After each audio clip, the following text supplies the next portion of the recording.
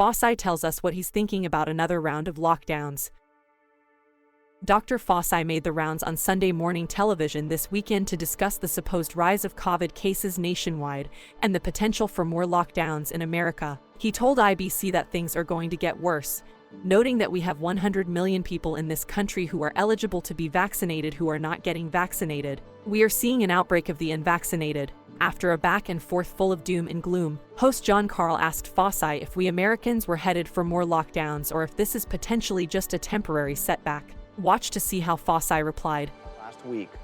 So where do we go from here? Is this a temporary setback or a deadly new trend? Dr. Anthony Fauci is here to help us make sense of it all. So, Dr. Fauci, thank you for joining us.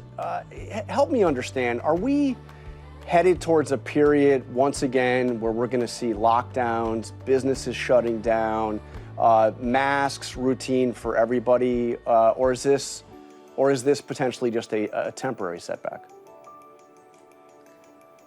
John, I don't think we're going to see lockdowns. I think we have enough of the percentage of people in the country, not enough to crush the outbreak, but I believe enough to not allow us to get into the situation we were in last winter. But things are going to get worse. If you look at the acceleration of the number of cases, the 7-day average has gone up substantially. You know, what we really need to do, John, we say it over and over again, and it's the truth. We have 100 million people in this country who are eligible to be vaccinated, who are not getting vaccinated. We are seeing an outbreak of the unvaccinated. There's some breakthrough infections among vaccinated. You'd expect that because no vaccine is 100% effective.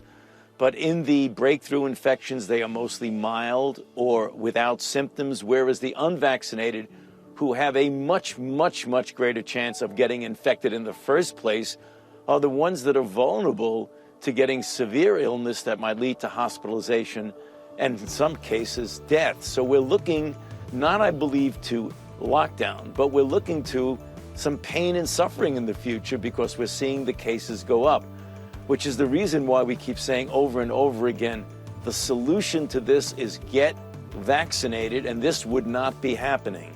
And is this pain and suffering, for the most part, pain and suffering for those that have not been vaccinated? I mean, the bottom line here is, isn't it, that there are breakthrough infections for those that have been vaccinated, but you are highly unlikely to either be hospitalized or to die if you have been vaccinated. Isn't that right? That is correct, John. There's no doubt about that. That's one of the really very, very important reasons you want people to get vaccinated. The vaccines are doing what they're supposed to do.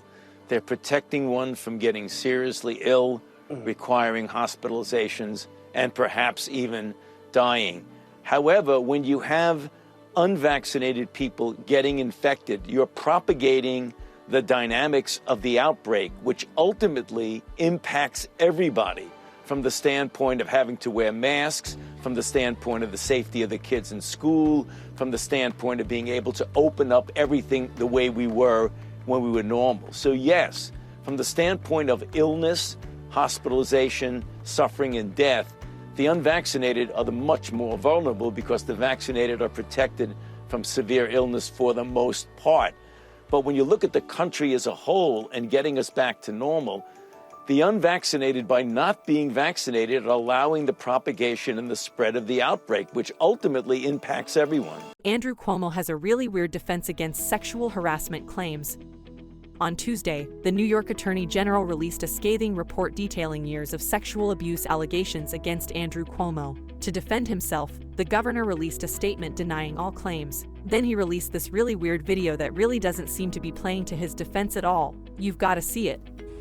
I do it with everyone, black and white, young and old, straight and LGBTQ, powerful people,